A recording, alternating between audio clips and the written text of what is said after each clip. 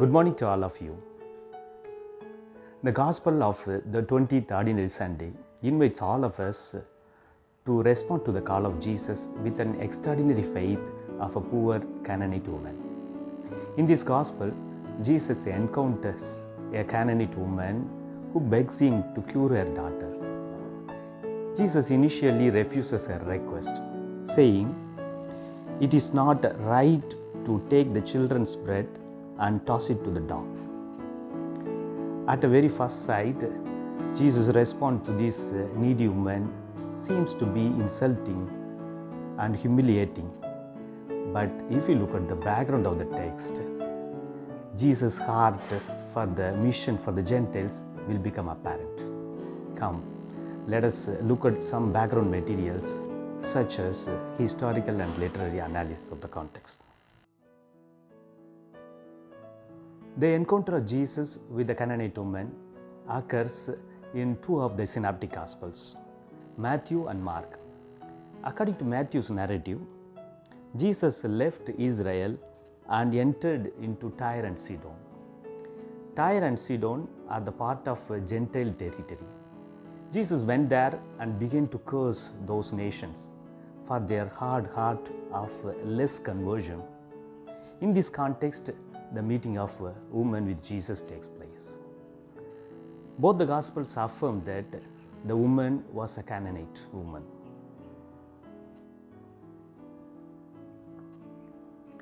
Who are the Canaanites? Canaanites are the people, those who were living in the Promised Land from the time of Abraham. Their history goes back 5,000 years ago. Canaan in the Bible was also the object of Lord's anger. As the prophets always prophesied like this, "There is a word of the Lord against you, O Canaan, land of the Philistines." So in this context of Lord's anger, Lord's regret over the hard-hearted people, the meeting takes place. The Gospel of Mark says also that the woman was a Syrophoenician woman, which means a mixed race of Syrians and Phoenicians. But one thing is very clear, that the woman was a Gentile and ignored by the Jews. Jesus calling her dog should not be taken in a literal sense. If you look at the text very carefully, Jesus did not call her in singular. He called her in plural, dogs. In the Bible, actually, Gentiles were considered as dogs. The book of Leviticus, chapter 11, explains that the Gentiles, non-Jews, were not permitted to enter into the temple because of their impurity. They were not allowed to offer the sacrifices at the temple because they were considered impure. They were ceremonially unclean. And so they were compared to the unclean animal dogs. So Jesus did not refer to the Canaanite woman individually, but using a general figure for all the Gentiles.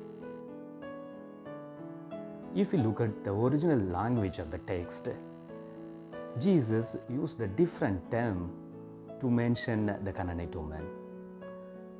In Greek, it was kunarion, which means small dog or pet dogs. Usually in the Bible, Gentiles were called by the Jews in a different term, kuon, which means wild dog, stray dog. Jews actually had the hostility over the stray dogs, wild dogs. But Jesus used this different term, which means small or pet dog, just to show his concern over the Gentiles, because the Gentiles were near to the heart of Jesus. So according to both the context and the language used here, Jesus was not referring to the Canaanite woman in either directly or indirectly. The response of Jesus should not be understood as if Jesus was not willing to cure her. No. It was not an issue of food. Food is the same for the children and the Gentiles. It was not the issue of different people. The verse 24 will identify children with the Israel and dogs with the Gentiles. But it was the issue of time. When to feed the children, when to feed the Gentiles. Mark 7th chapter 27th verse, let the children eat first.